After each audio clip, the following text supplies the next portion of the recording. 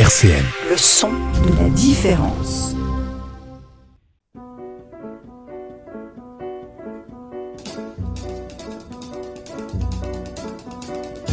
Dialectique sur RCN, Lionel Courchinou. Bonjour tout le monde et bienvenue dans ce nouveau Dialectique. Alors aujourd'hui, dans Dialectique, nous allons nous intéresser aux cours particuliers, à ces formes alternatives d'éducation, à tout ce qui est possible en dehors du champ scolaire, le plus classique. Qu'est-ce qui se fait, qu'est-ce qui est souhaitable, qu'est-ce qui est envisageable. Et pour ce faire, j'ai le plaisir de recevoir pour la première fois sur ce plateau Anne-Sophie du site Les Bonnets d'Anne. Comment vas-tu, Anne-Sophie ? Je vais bien, merci Lionel. C'est un plaisir pour nous de t'avoir. Et puis, ça me fait plaisir aussi. Bien sûr, ça fait un moment que dans cette émission, on voulait parler d'école. C'est une émission qui se veut pédagogique aussi. Et quoi de mieux que de parler d'école, de cours pour aborder ça. Tout d'abord, je vais te laisser te présenter un peu plus amplement. D'accord, avec plaisir. Alors, je m'appelle Anne-Sophie. J'ai quitté l'éducation nationale il y a maintenant depuis 2019. Donc, ça commence à dater un petit peu. J'ai pris une mise en dispo. On reste salarié de l'éducation nationale, mais on n'a pas de salaire, mais on peut vaquer à nos occupations en même temps.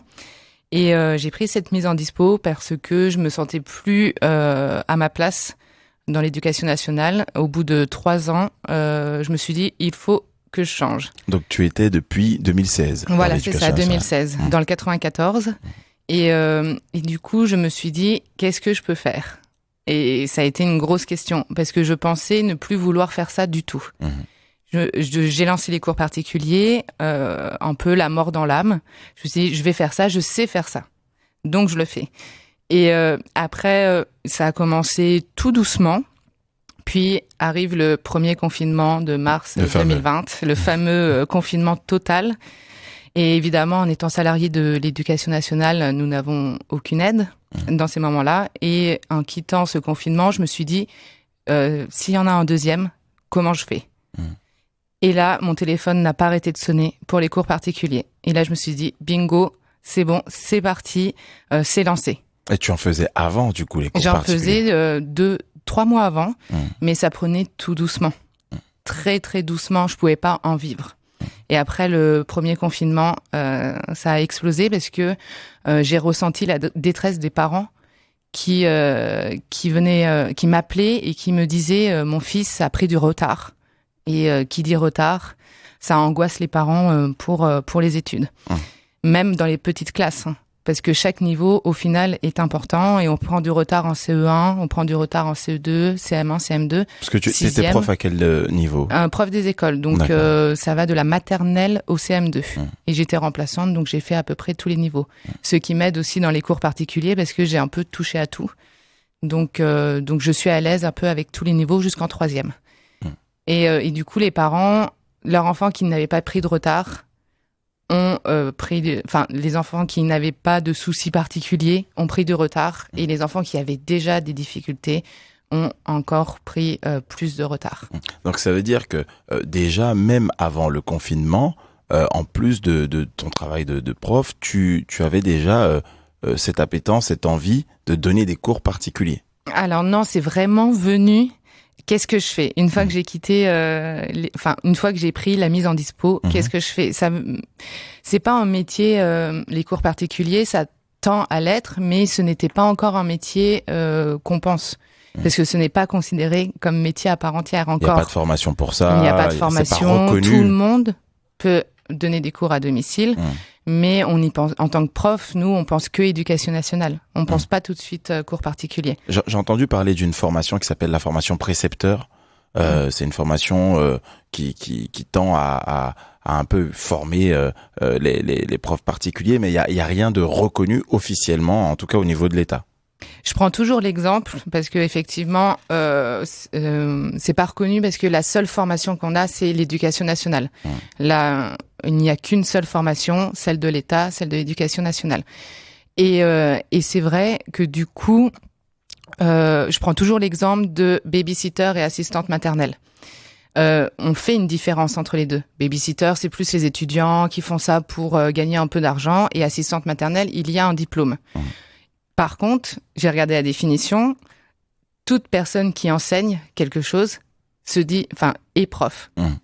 On n'a pas de différence particulière, c'est-à-dire que si je mets une annonce sur un site internet, je ne sais pas si je peux citer, Le Bon Coin, d'autres plateformes, je peux dire que même si je n'ai pas de diplôme, je peux dire prof de maths donne cours à tel endroit. Je peux le dire, je suis en droit de le dire. D'accord. Et c'est plus ça qui m'a un peu chagriné au départ. Pour la mise en dispo, comment ça se passe? Parce que pour les auditeurs, pour savoir un peu qu'est-ce que c'est qu'une mise à dispo concrètement. Une mise à disponibilité, on fait la demande, on a plusieurs types de mise en dispo, celle de droit et celle qu'on demande. On peut la demander pour prendre une année à voyager ou celle avec les enfants. Et celle de droit, c'est pour suivre le conjoint. Et du coup, on a 1 an, 2 ans, 3 ans, ça dépend des mises en dispo. Parfois, on a jusqu'à 5 ans. Pour ma part, c'était 5 ans. Je me suis pas renseignée pour les autres, mais si j'avais voulu, j'aurais pu rester en disponibilité pendant 5 ans pour suivre mon conjoint. Alors donc on prend 5 ans où on ne donne pas de cours dans l'éducation nationale, mais on a le droit d'exercer ce qu'on veut. Voilà, c'est ça. On garde juste son statut de fonctionnaire. On garde son statut. Quand on veut revenir, on n'est pas obligé de repasser le concours. Et par contre, il faut refaire des demandes d'affectation à ce moment-là parce que notre poste, évidemment, va être pris par quelqu'un. D'accord, très bien. Alors, on va y revenir dans toutes ces notions parce que c'est super intéressant. Il y a tellement de choses à dire. Tout d'abord, on va écouter une vidéo, un son, de Emeric de la chaîne État Cryptique, qui lui aussi a quitté l'éducation nationale. Il était prof en collège et il explique pourquoi. Quand j'ai commencé à être prof, je me sentais nul, mais j'allais bien. En fait, je me sentais plutôt à ma place et le métier me plaisait. C'était il y a 3 ans et depuis, tout a changé.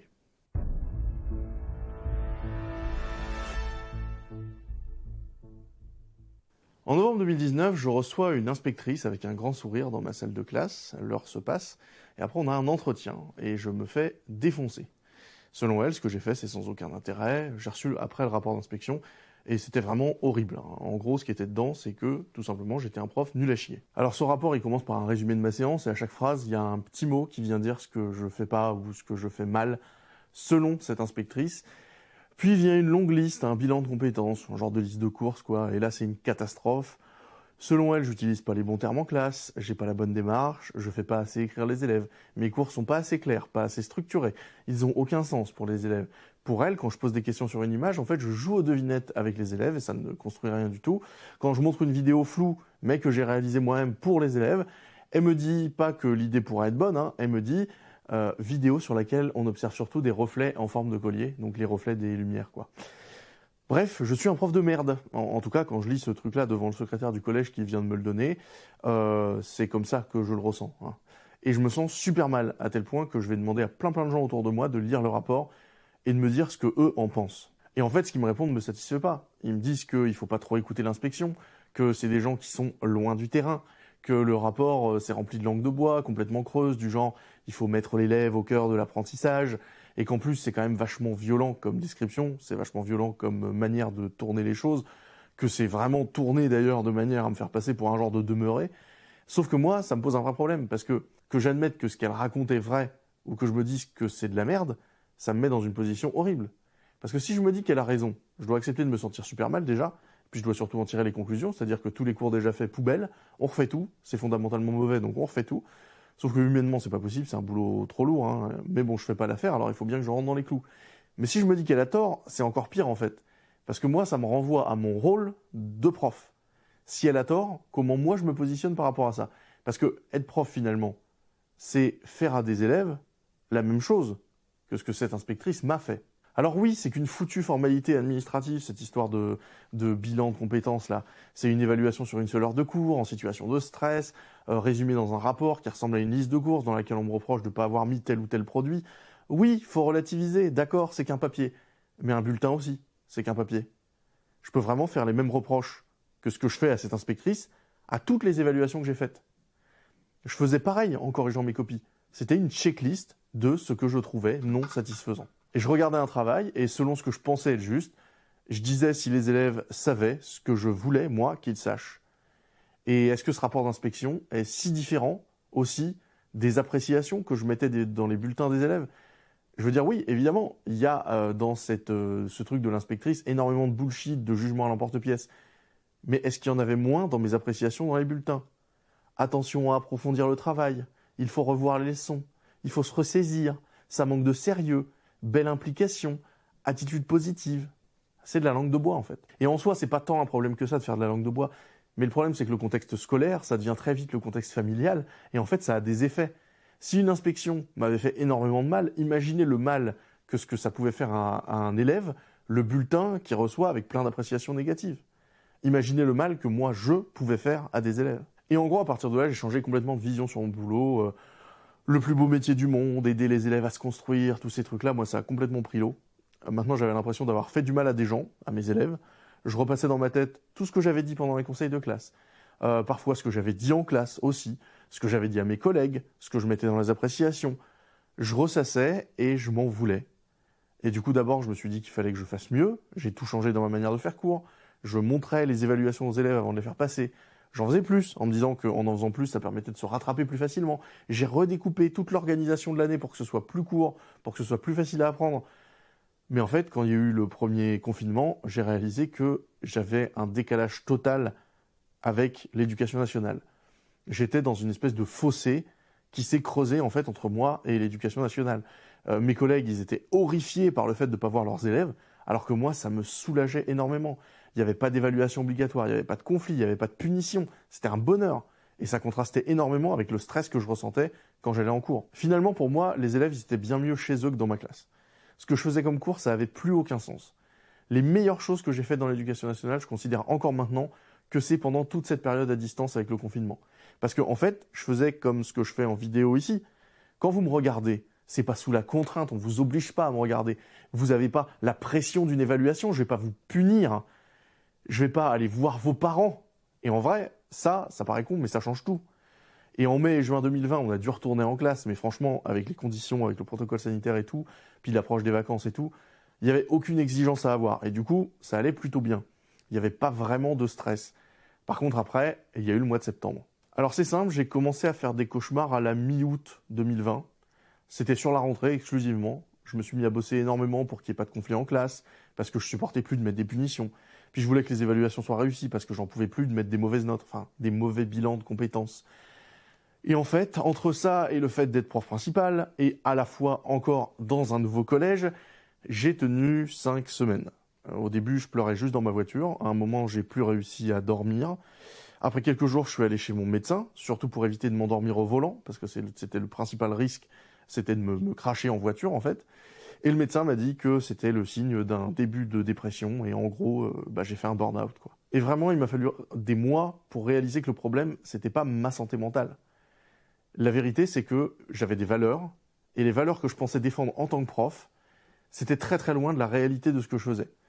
Je pensais que j'aidais, que je formais, que j'éduquais, et après l'inspection, je me suis dit qu'en fait, je faisais que décourager des gosses, remplir leur temps de cours barbants, quoi. Des cours dont ils se souviendront pas, que ce soit dans leur vie ou même juste 15 jours après, quoi.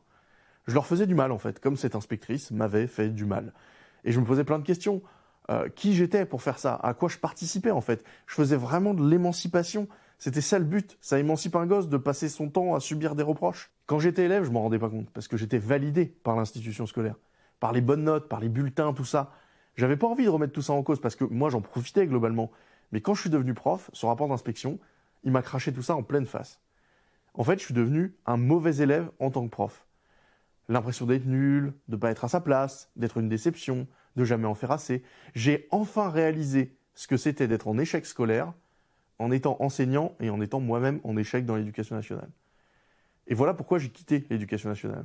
Parce que ça me donnait un pouvoir dont je me sentais illégitime, et que ce pouvoir, dans les conditions d'un établissement scolaire, je le percevais fondamentalement comme une nuisance. Et une nuisance dont moi j'étais responsable. Donner de bons et de mauvais points à des gens qui sont obligés d'être là, et qu'en plus ça ait des conséquences réelles et parfois hyper néfastes sur la vie de ces gens, sur leur vie familiale surtout, c'était plus possible pour moi. J'arrivais plus à croire le c'est pour son bien. Et c'était un son d'Emeric de la chaîne État Cryptique, qu'on salue d'ailleurs, avec qui intervient souvent sur la chaîne Le Canard Réfractaire de Johan. On vient d'écouter cette confession. Anne-Sophie, qu'est-ce que t'en penses? Est-ce que ça te parle? Ça me parle effectivement parce que on ressent un peu le cri du cœur quand même de ce monsieur et je l'ai ressenti avant de quitter l'éducation nationale. On peut avoir une très belle carrière, je parle de mon expérience, mais on voit que on n'est pas les seuls au final à vivre ce genre de choses. Et c'est vrai qu'on nous demande d'être bienveillants avec des élèves, avec des enfants. Parfois, on m'a dit attention, ne corrige pas en rouge, ce n'est pas bienveillant. Je vais corriger en rose. Alors, enfin, parce que pour moi, ce qui est importé, c'est ce qui était écrit, pas forcément la couleur. Mais c'est vrai qu'en tant que jeune prof, on nous met une pression et il n'y a pas de bienveillance. Et je l'ai ressenti et j'ai préféré, moi, pour ma santé mentale, ne pas rester malgré les avantages de ce métier. Faut pas se leurrer, on a beaucoup d'avantages. La stabilité, tout le monde va nous dire les vacances scolaires. Bien sûr. Mais c'est vrai on travaille énormément dans ce métier et on n'a pas la reconnaissance de nos supérieurs. Et c'est difficile. Moi, c'est vrai que au final, j'avais eu des altercations avec des parents par rapport à ma manière d'enseigner qui ne leur plaisait pas. Et au lieu d'être soutenue par mes supérieurs hiérarchiques, par mes inspecteurs, on a préféré souvent me changer d'école plutôt que de régler le problème. Qu'est-ce que ces parents te reprochaient? Parce que les enfants vont souvent dans la confrontation maintenant, et quand on est remplaçant, on n'est pas respecté autant qu'un prof qui reste toute une année sur une classe. Et les parents, c'est pareil, ils nous voient un peu comme le remplaçant qui ne va pas rester. Du coup, ils ont un peu du mal à accepter les remarques qu'on peut faire à leur enfant. Même si ces remarques, il faut le dire, ça les construit. On est obligé aussi d'imposer des règles. Et si les enfants ne respectent pas les règles, il faut leur expliquer pourquoi, mais parfois, il faut punir. Et malgré les punitions pédagogiques, certains parents ne voyaient pas d'un bon œil ça et venaient devant l'école m'insulter en me tutoyant devant les élèves et en me menaçant. Donc ça allait très très loin. Ça allait très loin, que ça soit les menaces physiques ou verbales, j'ai eu les deux. Et quand j'ai appris que la dernière personne qui m'avait agressé verbalement dans la rue, en me menaçant de s'occuper de mon cas, j'ai appris que cette personne travaillait au rectorat. Et là, je suis tombée de haut et je me suis dit, je ne peux rien faire. Je ne peux rien faire. Il y a un sentiment d'impuissance qui se crée. Voilà, et le burn-out, il en parlait. Je pense sincèrement, je l'ai pas décrit comme tel à ce moment-là, mais je pense sincèrement, c'est la première fois de ma vie que j'ai pris en congé et un arrêt pendant une semaine à rester dans mon lit et à réfléchir. Mais qu'est-ce que j'ai fait de mal? Qu'est-ce que je devrais mettre en place? Je ne suis pas soutenue et j'ai appris qu'on voulait me changer d'école. Alors que la maman m'avait insultée devant l'école. On va pas convier la maman, mais par contre, on va changer, on va taire le problème. Et ça, est-ce que c'est systématique? Est-ce que c'est assez récurrent de voir que il y a un problème? On s'en prend d'abord au professeur. Souvent chez les jeunes profs. Les jeunes profs, les parents vont manquer de respect beaucoup plus facilement. Chez les jeunes profs femmes aussi, parce on paraît plus vulnérable.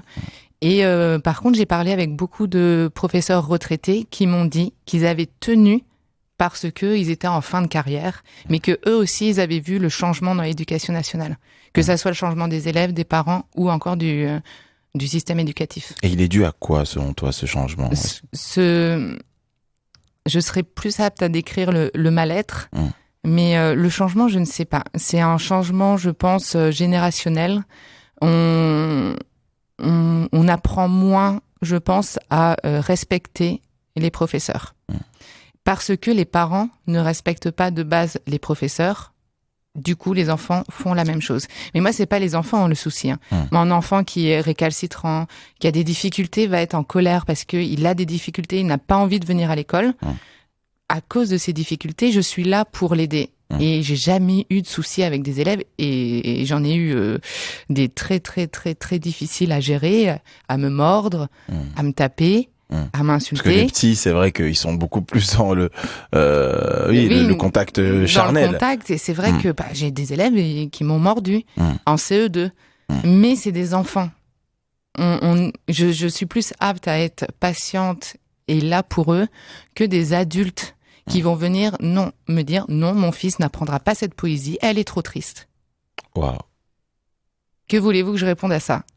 Et c'est vrai que derrière, quand on n'est pas soutenu, on est complètement désarmé face à ça. Oui, et c'est vrai que mon premier conflit a été une demande de rendez-vous via le cahier de liaison, une classe de CM2, et le papa a répondu à la directrice « Calmez votre enseignante, je travaille, je peux pas venir, calmez votre enseignante, sinon c'est moi qui la calme. » Oui, donc les menaces sont claires, quoi. Moi, en tant que jeune prof, je me suis dit mais je sors à 18h. Qu'est-ce qui va m'arriver? On ne sait pas.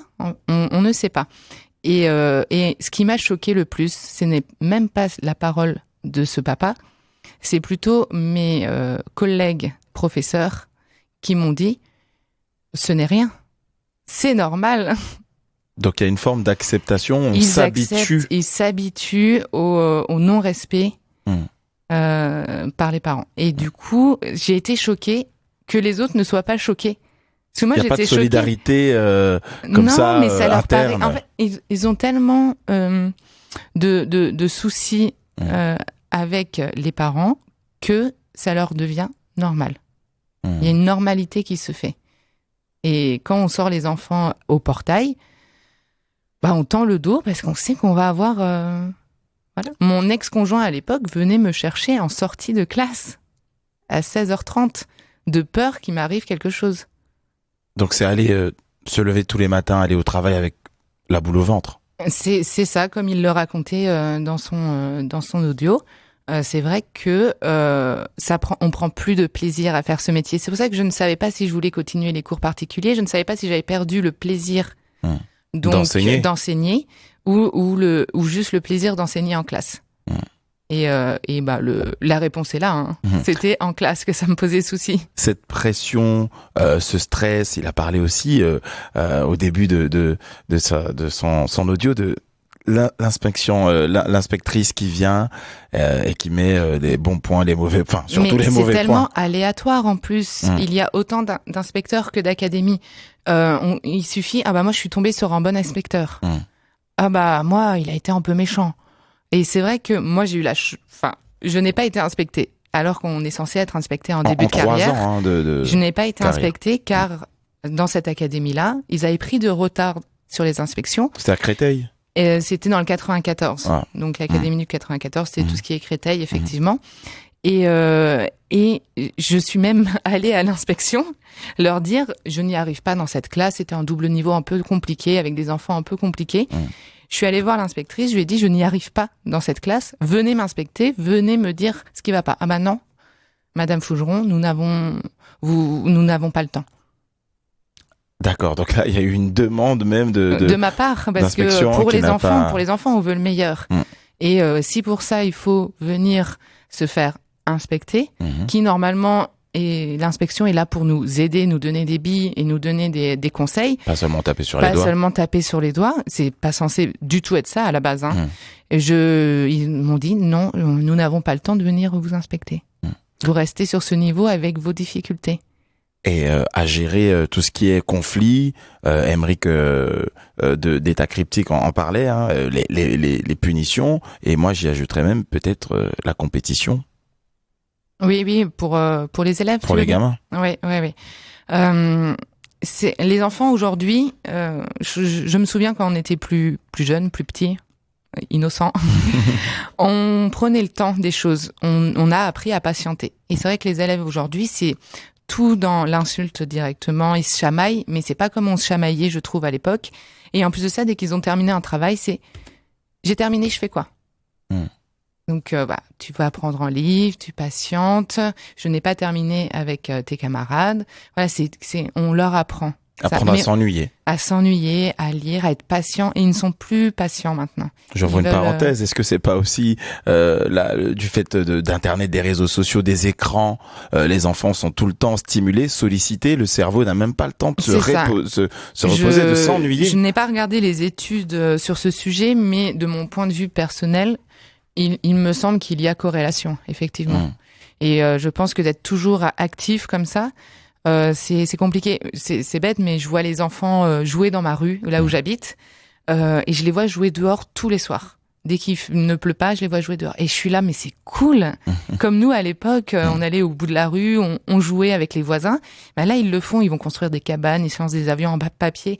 Mais ça les empêche pas d'avoir sûrement les tablettes et tout ça. Mais ils savent jouer ensemble et dehors. Et j'en suis surprise parfois. C'est ça le pire. De n'avoir rien à faire et de s'amuser, ouais, de n'avoir rien à faire. Et autrement, en étant à l'extérieur et en étant à l'air libre. C'est toujours agréable. On va revenir sur ton nouveau travail, donc ce travail de professeur particulier, de donner des cours particuliers. Comment on peut l'envisager? Est-ce que c'est un complément, un supplément à ce qui se fait à l'école, ou est-ce que ce travail peut à terme se substituer à l'école? Alors, je ne pense pas que ça puisse se substituer à l'école. Il y a plusieurs choses. Concernant l'école, il faut vraiment qu'on nous voit, nous professeurs particuliers, comme quelqu'un de complémentaire. Je suis bien placée pour savoir qu'on n'a pas le temps de tout faire en classe. On a un programme, on a 30 élèves, et même avec la meilleure volonté du monde, on ne peut pas tout faire et on ne peut pas adapter à chaque élève, même si on veut le faire. On n'a pas le temps et pas les moyens.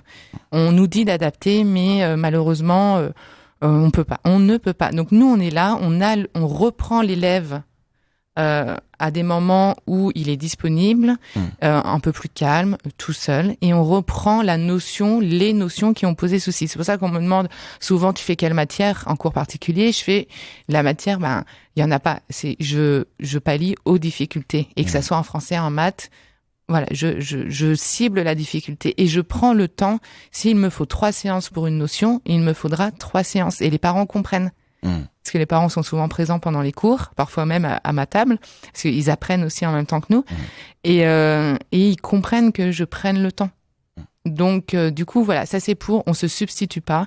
On est complémentaires et justement, on est une aide supplémentaire pour l'enfant, parce qu'il faut pas oublier qu'il faut penser à l'enfant avant tout. C'est pas une compétition de métier. Il y a certains profs qui le prennent un peu mal. Mon élève a des cours particuliers. On peut pas être professeur de l'éducation nationale tout en étant prof particulier. On peut pas cumuler les deux. On peut cumuler les deux fonctions du coup. Au niveau de la loi, on peut toujours, parce que ça reste très flou, mais la loi disait, on fait une demande de cumul d'activités. Et si sur le temps autre qu'en classe, on veut donner des cours particuliers, on a fait notre demande, on peut le faire. Une nouvelle loi est sortie où l'éducation nationale nous dit de ne pas utiliser la formation que nous avons eue dans l'éducation nationale à des fins personnelles. Mais le texte est très, très, très, très flou. Donc, moi, je dis que pour l'instant, on peut le faire. Il y a un flou juridique. On fait la demande de cumul d'activité. Si elle est acceptée, elle est acceptée. Voilà. Donc, il y a un flou complet juridique là-dessus. Et pour revenir, je sais plus c'était quoi ta première question, je t'avais dit en 2 temps. La question... Parce que on est complémentaires. Voilà, c'est ça. Est-ce que vous êtes complémentaires ou est-ce que ça peut se substituer à l'école classique? Ça, voilà. Donc ça, je t'ai répondu. Mais du coup, par rapport à l'éducation nationale, donc voilà, c'est ça que je voulais dire. On peut faire les deux. Ah, si c'est en complément ou voilà. Mais moi, je veux trouver ta question plus aussi comme pour les cours particuliers. Est-ce qu'on voit ça comme un complément de salaire en fin de mois ou est-ce qu'on peut faire ça aussi à plein temps? Et j'aimerais bien répondre à ça aussi. Je t'en prie. Désolée, je prends. Tu fais les questions et les réponses. Moi, ça me va très bien. Écoutez, moi, je vais partir de cette émission. Allez, je prends les rênes. C'est parti. Non, mais parce qu'on me pose souvent la question, est-ce que tu arrives à en vivre? Et les 2 réponses sont bonnes. Soit on prend ça comme un complément. On fait 3 heures de cours, 2 créneaux d'1h30 par semaine et on a déjà un très très beau complément à la fin du mois. On crache pas dessus.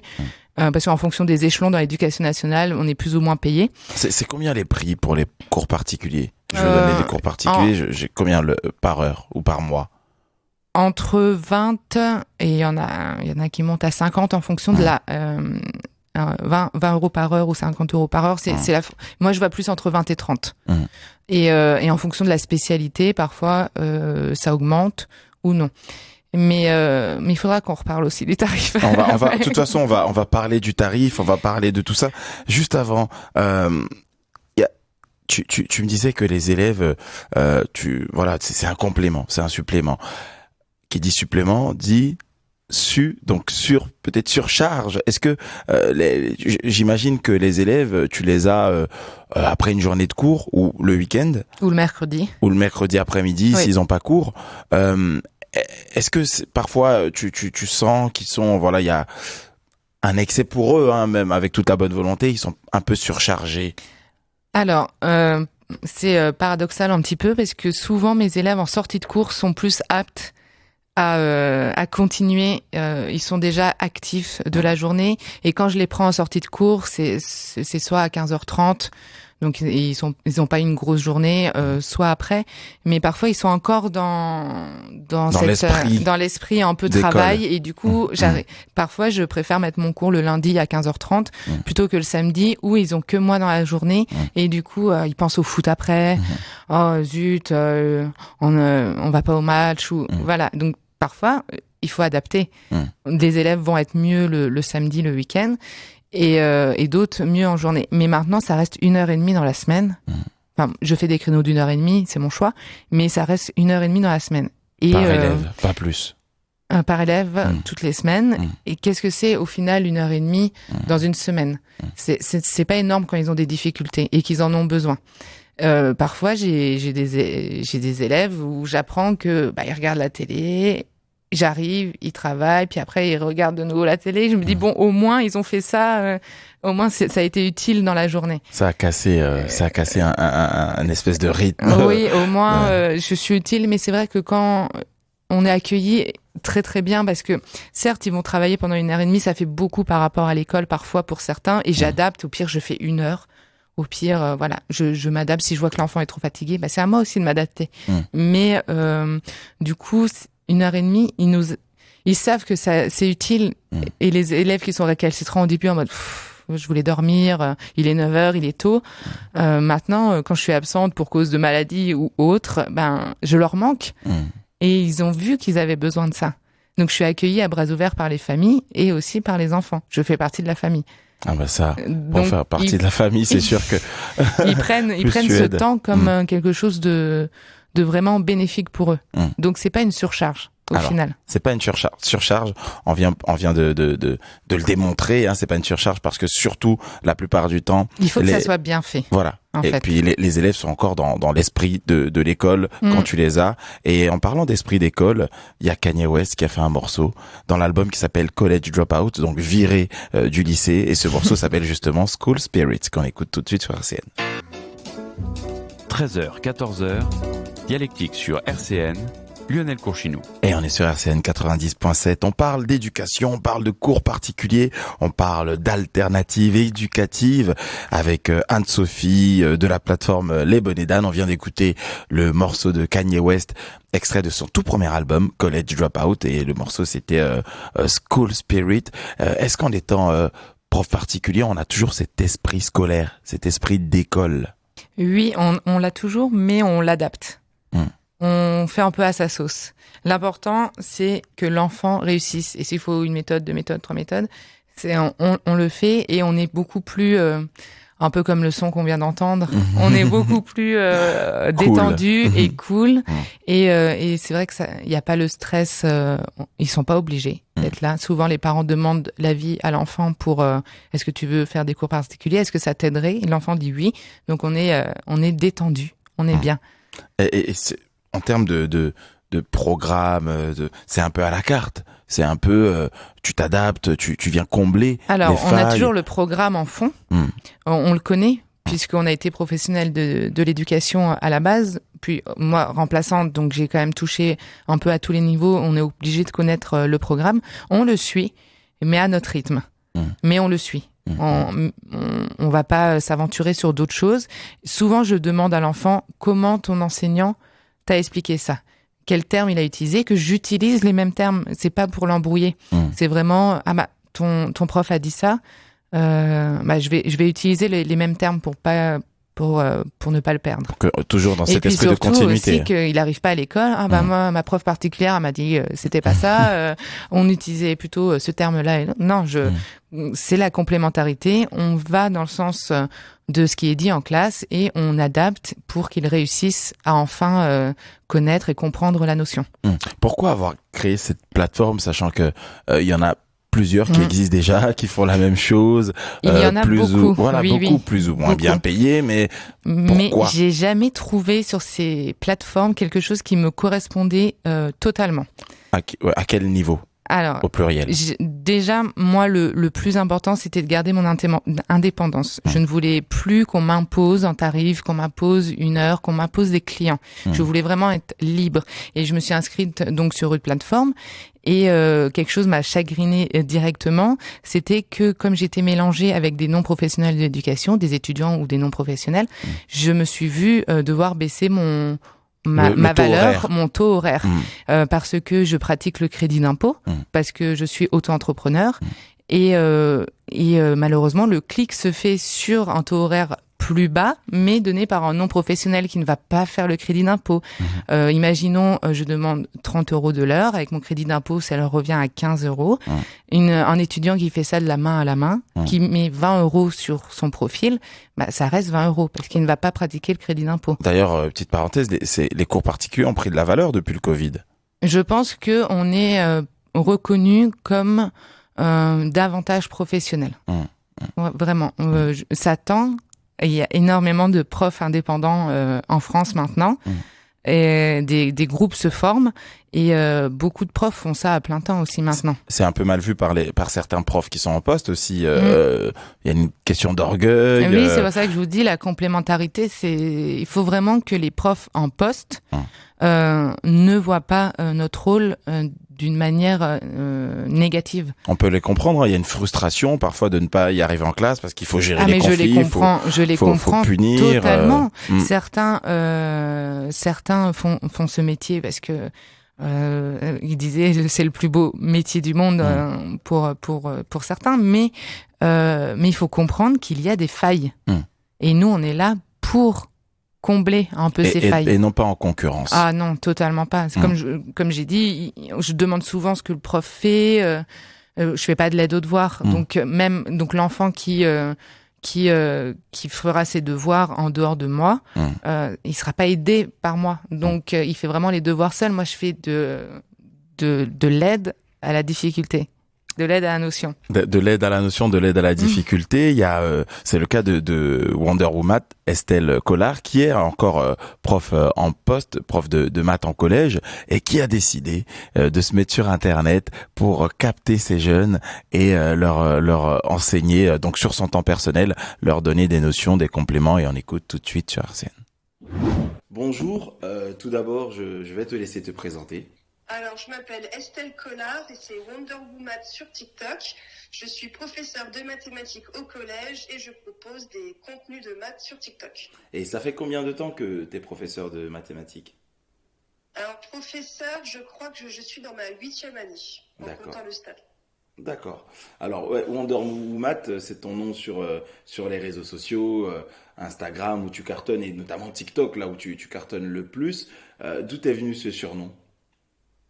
C'est les élèves qui l'ont trouvé.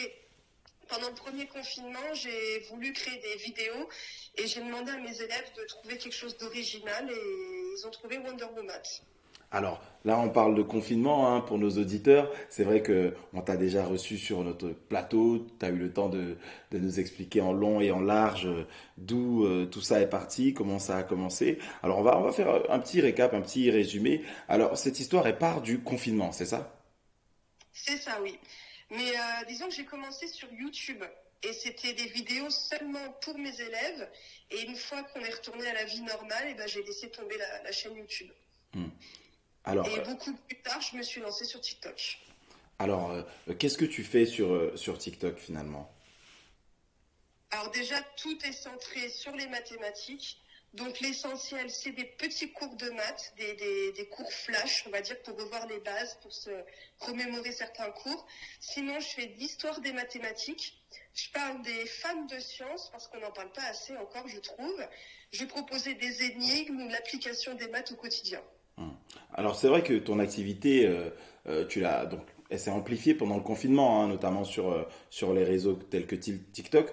On aurait pu se dire qu'après le confinement, tu retrouvais ta classe, ta passion, parce que tu as commencé ces vidéos par passion, hein, ici pour aider les élèves. Une fois que tu les as retrouvés en classe, pourquoi tu as continué?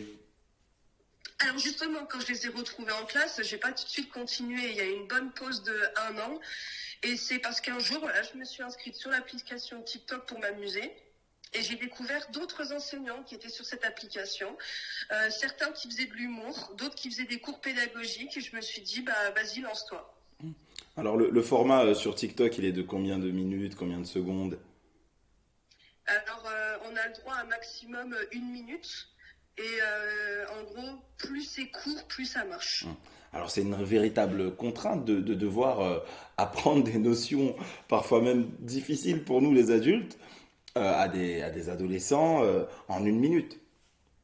C'est ça, c'est vraiment une grosse contrainte. Donc moi sur TikTok, je propose vraiment que les bases, les calculs de pourcentage, étudier un graphique, ou les calculs vraiment élémentaires qu'on peut faire au collège. Et j'ai plus de mal à m'attaquer au lycée, parce que là on a besoin de beaucoup plus de temps, et c'est difficilement abordable sur TikTok. Et est-ce que tu fais finalement, est-ce que ça s'inscrit dans une volonté de vulgariser le savoir, en l'occurrence mathématique? C'est exactement ça, parce qu'on constate bien en France que l'enseignement des mathématiques est cruellement en échec. Les élèves sont de moins en moins bons. La France est très mal classée dans le classement européen. Discuter avec n'importe qui dans la rue, ils gardent de très mauvais souvenirs de leur cours de maths. Donc le but, c'est de rendre les mathématiques un peu plus glamour, de redonner envie aux élèves de s'investir dans cette discipline. Et tout ce que tu fais, finalement, ça s'inscrit aussi dans une logique de pédagogie alternative à peu près, non? Voilà. Alors après, je tiens à préciser que ça remplacera jamais un vrai cours en classe. C'est très complémentaire. C'est vraiment un peu les révisions de la dernière chance, des petites piqûres de rappel. Voilà. C'est vraiment les petites bases à consolider. Est-ce que c'est les élèves à qui tu t'adresses, et même parfois même les parents, ou enfin tout type de personnes, hein, parce que même pour les parents, ça peut être utile de regarder une vidéo, de recomprendre comment fonctionne une formulation, et puis d'ensuite de faire les devoirs avec les élèves. Est-ce qu'ils te font des retours par rapport à tes vidéos, par rapport au contenu, la façon dont tu leur apprends justement ces formules? Moi, j'ai énormément de retours positifs, ouais. Beaucoup d'élèves qui me remercient parce qu'ils vont prochainement avoir une interro sur tel sujet et apparemment je les sauve. Beaucoup de retours de parents qui me disent suivre mes vidéos pour montrer aux enfants, pour les aider, et aussi des adultes qui n'ont pas forcément d'enfants mais qui sont contents de redécouvrir les mathématiques et de se ressouvenir de ce qu'ils ont pu apprendre à l'école. Donc vraiment énormément de positifs. Alors c'est vrai que tes vidéos, elles sont très attractives, hein. Il y a parfois de la musique, t'as du peps, t'es toujours souriante, t'as toujours beaucoup d'énergie. Il y a aussi une question qui me vient, je me dis, est-ce que, tu me dis, hein, si je me trompe, il n'y a pas là aussi une frustration quand on est prof de se dire, bon, j'ai une classe, mais j'ai un temps limité, j'ai un programme à respecter, je ne pourrais pas aller jusqu'au bout de mon programme si je m'attarde sur tel ou tel élève pour bien lui expliquer ce qu'il n'a pas compris. Donc, du coup, pour racheter mes péchés, entre guillemets, je vais aller sur Internet et poursuivre, donner un supplément de temps à ces personnes-là. Ouais, c'est exactement ça, parce que nos programmes sont quand même très très chargés. On doit faire de la différenciation, c'est-à-dire qu'on adapte le cours à chaque élève presque. Donc c'est vrai, je suis tout le temps en retard en classe, j'ai beaucoup de mal à insérer par exemple de l'histoire des mathématiques, parler des femmes de sciences, parler des anecdotes. Donc ouais, là j'ai enfin le temps sur TikTok de le faire, d'approfondir, et c'est un réel succès d'ailleurs. Ça te prend combien de temps en moyenne pour faire une vidéo? Et c'est vraiment qui tout double. Une vidéo de cours, ça peut aller d'une demi-heure jusqu'à 1 heure. Une petite anecdote, ça peut être seulement 10 minutes de tournage. Ça varie, mais jamais plus d'1 heure. Mais c'est du travail, quoi. C'est du temps de préparation pour essayer de synthétiser et de faire comprendre. Et après, comme ça fait 8 ans que j'enseigne, on attrape un peu cette aptitude de vite synthétiser, de vite expliquer, parce que ça nous arrive souvent en classe qu'un élève pose une question hors contexte et on doit improviser en 2 secondes. Donc savoir synthétiser, ça on va dire que c'est une compétence de prof et ça aide énormément pour TikTok. Alors dans cette méthode supplémentaire, un peu alternative, il y a certaines personnes qui vont peut-être te faire le reproche, dire oui, mais tu favorises les personnes qui veulent supprimer des postes dans l'éducation nationale et foutre tous les professeurs sur le net. Qu'est-ce que tu aurais à répondre à ça? Alors ça, je l'ai déjà répété plein de fois sur mes vidéos. Les vidéos de TikTok ne remplacent pas du tout un cours en classe. Mes vidéos sont très générales, elles s'adressent à aucun élève en fait. Alors que l'avantage d'un prof en classe, c'est qu'il va pouvoir différencier les parcours, il pourra s'adapter aux difficultés de chaque élève et personnaliser en fait l'enseignement. Donc non, ça c'est complètement faux et jamais je favoriserai comme ça les cours en distanciel, car même moi, je n'ai pas survécu pendant les confinements. Donc on répète, pour que ce soit clair, tu n'es pas du tout dans une volonté de vouloir transférer le poste de professeur de classe sur le web exclusivement Voilà, et sur les réseaux sociaux en particulier. Exactement. Alors, quelles sont justement les limites? Tu parlais du fait de ne pas avoir le contact charnel, de ne pas connaître la personne en face, ni son parcours pour l'appréhender. Est-ce qu'il y a d'autres limites au fait de comme ça divulguer des cours sur les plateformes? Eh ben, on ne peut pas rentrer dans les détails parce qu'il y a des notions qui nécessitent quand même beaucoup de temps. C'est pour ça que, par exemple, le lycée, je l'aborde quasiment pas. Deuxième chose, sur TikTok, mes cours, ils tombent un peu de but en blanc. Voilà, j'énonce ma méthode, mais je n'exprime pas la logique de cette méthode. Il faut savoir qu'en classe, on commence jamais par la leçon.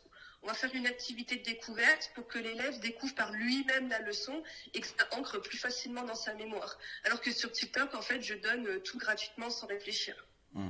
Alors pour terminer cette interview, qu'est-ce qu'on peut imaginer pour l'avenir? Est-ce que toi déjà tu comptes pérenniser cette activité sous cette forme, sous d'autres formes peut-être?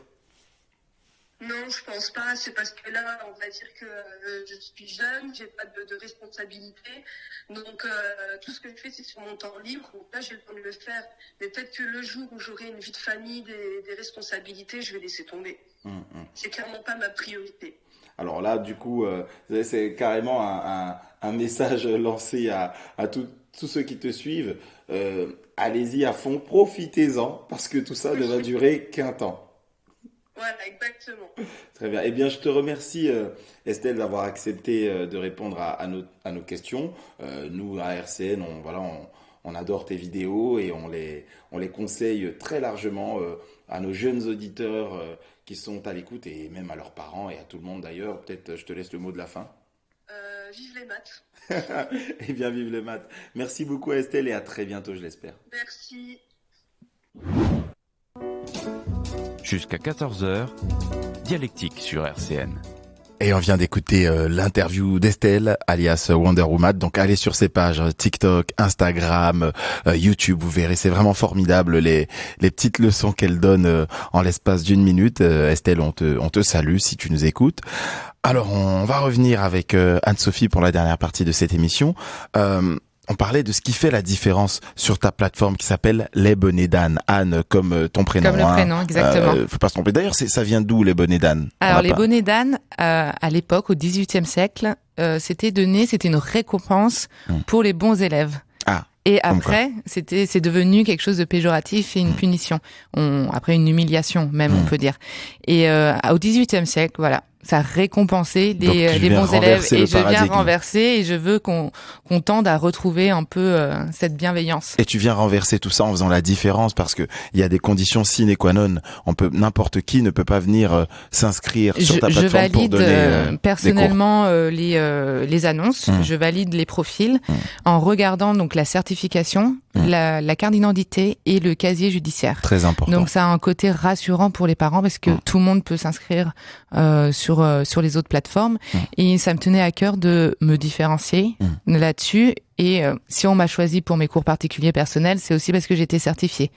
Donc ça va aider les parents à trouver des professionnels de l'éducation plus facilement. T'es la première qui fait ça. Oui, quelque chose vraiment de ce style, une mise en valeur des professionnels d'éducation.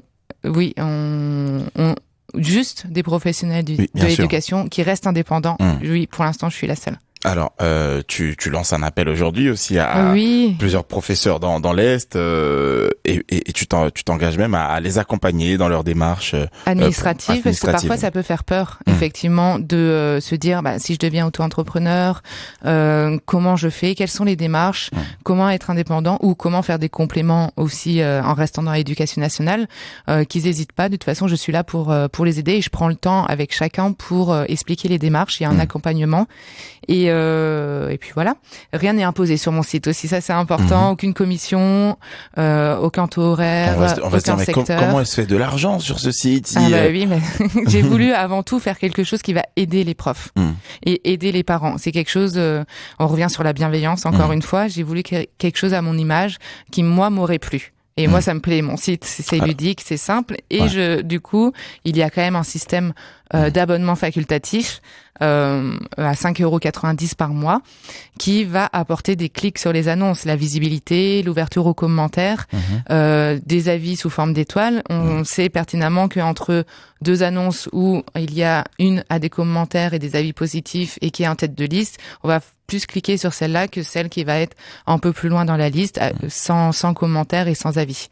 C'est un côté encore rassurant aussi pour les parents et on clique plus facilement sur ce genre d'annonce. Sachant que le taux horaire n'est pas imposé, chaque prof est libre de définir son taux horaire. Indépendant. Donc c'est pour ça que je lance un appel un peu grâce à toi, de me dire venez voir le site. L'inscription de base est gratuite et c'est vraiment pour que on ait une mise en valeur. Il n'y a pas de piège. Alors, donc, c'est les premiers jours. Ton site est déjà disponible, hein? Il est disponible. Donc, c'est les bonnets d'Anne. On tape sur tous les moteurs de recherche, lesbonnetsdanne.com. Voilà, c'est ça, oui. Et j'ai aussi Instagram, Facebook, du même nom. Et je réponds à toutes les questions. Et je fais aussi des sessions after work où je vais prendre le temps avec... en plus, une dégustation gratuite de vin, charcuterie, fromage, où je vais prendre 2 heures. De toute façon, ça va être sur mon Instagram et mon Facebook. Je vais prendre 2 heures, 3 jeudis dans le mois de juin, pour prendre le temps d'expliquer ma démarche autour d'un moment convivial. Ok, très bien. Eh bien, merci beaucoup, merci à toi. Anne, d'être venue dans cette émission. Je rappelle que ton site s'appelle lesbonnetsdanne.com. N'hésitez pas à aller regarder, à la contacter. et puis nous sur RCN, on en parlera. Merci beaucoup à vous, chers auditeurs, de nous avoir suivis aujourd'hui dans Dialectique et on se retrouve vendredi prochain à la même heure. Au revoir. RCN, www.rcn-radio.org